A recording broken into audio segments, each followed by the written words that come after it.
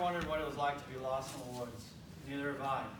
So be sure to pay to this section of the class for these helpful land navigation techniques, and it'll help you keep your sanity while you contemplate your life decisions that led you to walking around the woods for hours. Checkpoints, route planning, attack points, steering point, and railing boundaries, bypassing obstacles, back azimuths and backstops, determining distance traveled, dead reckoning, search plans, draw crossings. Says resection, we're going to go over compass techniques. Resection, not going to get into that. You guys probably, that'll just confuse you. All right, checkpoints. Make sure they are well defined and that they are something you can see along your route. They're used so that you know your location during movements. Examples: water towers, intersections, sharp bends on a road or creek, anything that is visible on a map. So if you guys remember back from earlier, your checkpoints, if you look at them, you'll notice that I made them typically things you'll be able to see while you're walking around. And there's two of them were intersections, one of them was water tower. Hopefully that's still there. It might not be there. Just got to do what you got to do. If it's not, if I get to a point where checkpoint, for instance, like a fire tower, and it's not there, then I'll it was close to a road, so I'll hand that road till I hit the next intersection, and then I'll shoot another azimuth from there. Route planning, do the paperwork for the legwork. Like I was saying earlier, plot your point twice, plot your grid azimuth twice, plot your magnetic azimuth twice, your distance twice, walk once. You don't want to walk halfway and be like, oh wow, maybe I'm an idiot, maybe I should rethink this. Stay on high grounds as much as possible. I know we're in Fort Campbell, but if you're super hua and you want to go to CAG selection, they do it in West Virginia. You got some mountains there. That's where a good place where resection would be applicable. Avoid the draws. Avoid the draws. Do not go in. Don't even try. Make en route checkpoints. That's kind of like steering point. I'll get to that. I believe it's next slide. Plot start point, end point. Search within the end point and find your final attack point and plot it. Start planning checkpoints from your attack point backwards. The reason why you do that is mainly if you're doing a land navigation course, chances are the cadre is going to be out there and they had to get out there somehow, so they're going to find the easiest way out. So that's one reason to do it. Like if they're not going to walk through a draw to sit at a point, so chances are they pulled up their truck, they're sitting there by the fire eating s'mores. So you find the easiest way out and work backwards. Attack point, we covered a little bit earlier. Attack point's your most important point, or most important checkpoint. Attack point is your final checkpoint. It's something that is very visible on a map. This must be visible. If you don't find anything else, once you find your attack point, you're not that lost. Plot a route to your final attack point. Find out the distance from your attack point to your objective, point 2, point 3, whatever it may be, and azimuth. Closer the attack point is to your objective, the better. You do not want to be dead reckoning for 2,000 meters, 3 clicks, whatever.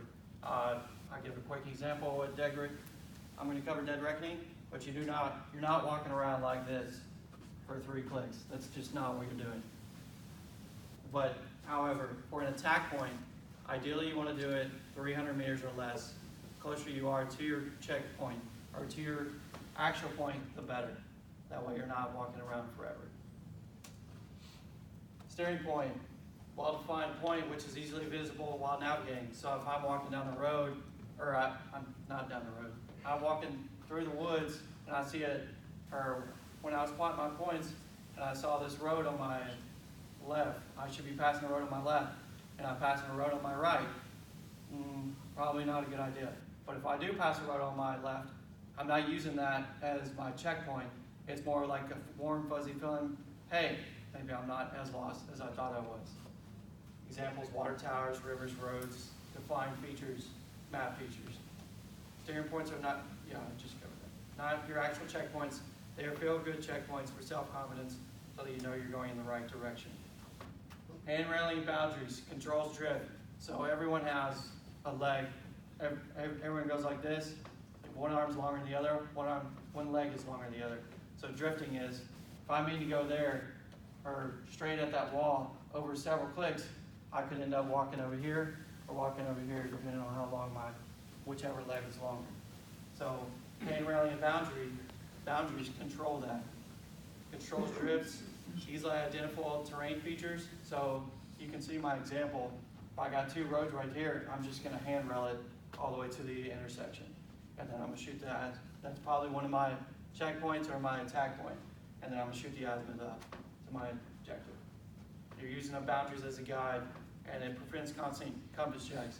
So if I got, say there's no other checkpoints possible, and I got a 3-click movement to my next checkpoint or attack point, but I know that there's two roads right here, and that's leading to another intersection, I'm putting my compass up and my pace count up. I'm not even gonna think about it, I'm just gonna hand rail the road, or these two roads in between them, all the way to the intersection for 3 clicks. All right, bypassing obstacles, not highly recommended. That's why you do the paperwork for the legwork. That way you do not have to do this. But if you come up to a situation where like, well, that didn't look like it was on the map, but it is now, but it is in person, or like say you're looking at a draw on a map, doesn't look that bad, you get in person, and it's Lake Erie, you might want to go around it. So, so you see an example. Original pace count is the one you're keeping with your Ranger beads, Super Hua beads, whatever you want to do.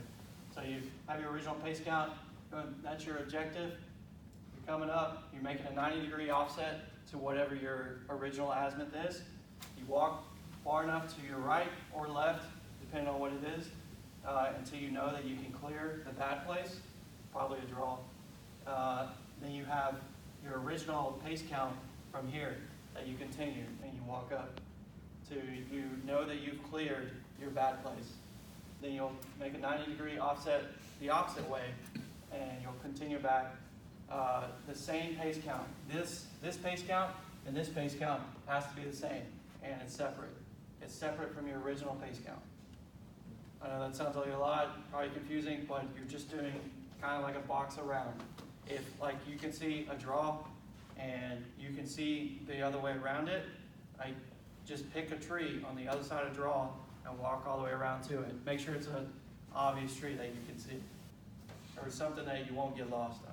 So that's what I would just walk to. I'd look at that tree, that looks like it's 200 meters away, I just walk around the draw until I get to that tree. And then I continue my pace count from there. Back azimuths, backstops. This is why I put back azimuths and backstops into the same slide, because it's most applicable, for me, it's most applicable when I use backstops. For back azimuth, if it's 180 degrees or less, you will add 180 degrees to achieve your back azimuth. So, plain and simple, if your azimuth is this way, your back azimuth is this way. Does everyone get that? It's rocket science. If your azimuth is greater than 100 degrees, then you will subtract. So if you got an azimuth of 179 degrees, you will add 180 degrees to achieve your azimuth, or your back azimuth. Backstops. All right, so backstops.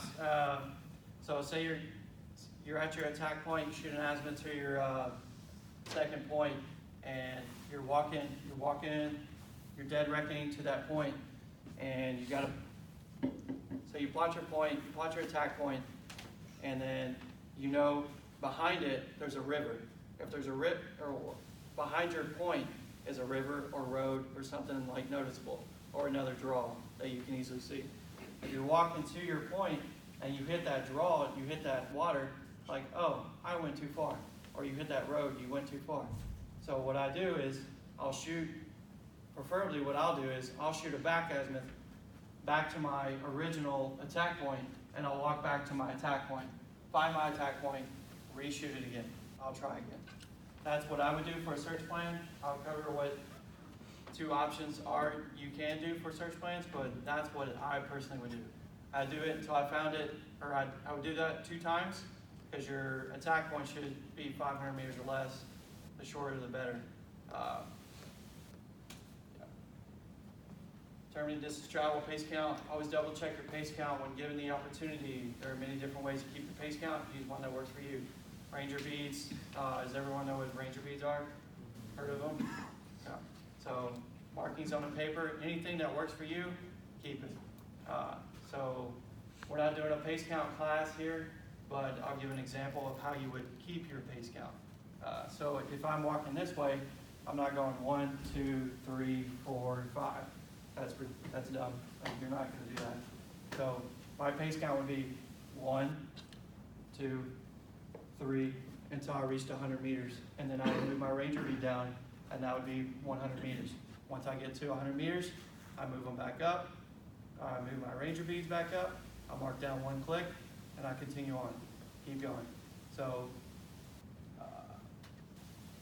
yeah. So depending on if you're wearing a rucksack, nice. Depending on if you're wearing a rucksack, gear will determine your pace count. Typically, mine's around 70, or yeah, 68 to 70. 68 during at night, 71 during the day. Does anybody know why your pace count is shorter at night, other than who's EMS, who I've already explained it to? Why? You're taking smaller steps because you're trying to be more careful? During the day? During the night? No. No? No. Your pace count is shorter at night than it is during the day. Like your steps, you're taking larger steps at night than you are during the day. Because it's probably hotter during the day. What? It's probably hotter during the day. No. So if you're walking during the day and you're walking, you see this big old spider, you're like, nope, not walking through that, walking around. If you're at night, chances are you already hate your life and you're sweating, you're tired. You already walked through a draw you didn't know you did, and you're just like, just barreling through, just keep on going. And like, you're just gonna barrel through it, like running over spiders, whatever it is. You're not walking around brush, you're just trucking straight through. You're just trying to get it over with. That's why your night is, so typically it's around 70 steps per 100 meters. For someone like Vilavazo, it might be 140 or 140 steps. And with a ruck on, it could be 1,000 steps. Dead reckoning, covered it earlier. Let me whip out my compass real quick.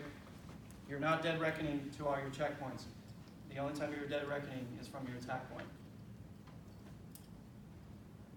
So you got your fancy compass. You're walking like, well, chances are you'll be carrying a rifle or whatever. You'll just be walking like this. That's dead reckoning. You're not doing that to every checkpoint because that's dumb. And it's not going to get you anywhere, and you're going to get really tired after doing it for 200 meters. So, yeah. Ideally, the shorter distance you have to dead reckon, the better. Preferably 300 meters or less.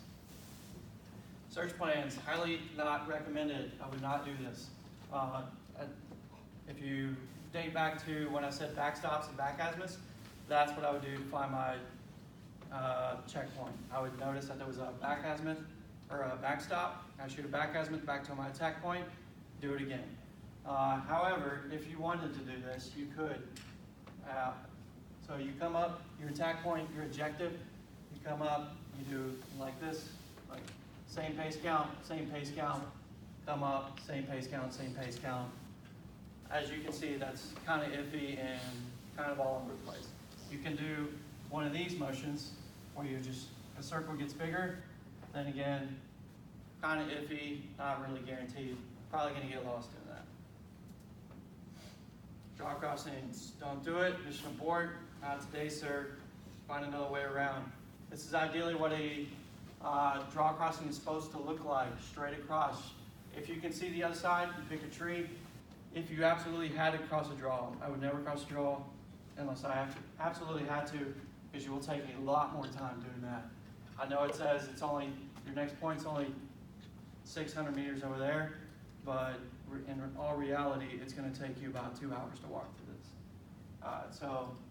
But if you had to, this is how you would do it. Or straight across to your next, and if you can see something on the other side, you'll pick that, preferably really tall, because once you get in there, the draw is going to be yay high, and you're not going to be able to see anything. So never do a map check and a draw. Just doing a map check will just get you lost. Always do an inventory before you cross the draw and after you cross the draw. Always do that, because you will lose something for everything.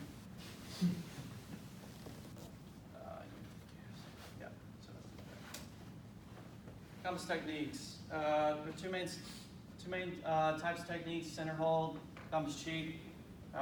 Choose one that works best for you. I personally don't do either one. I do kind of the center hold, but I just use one hand.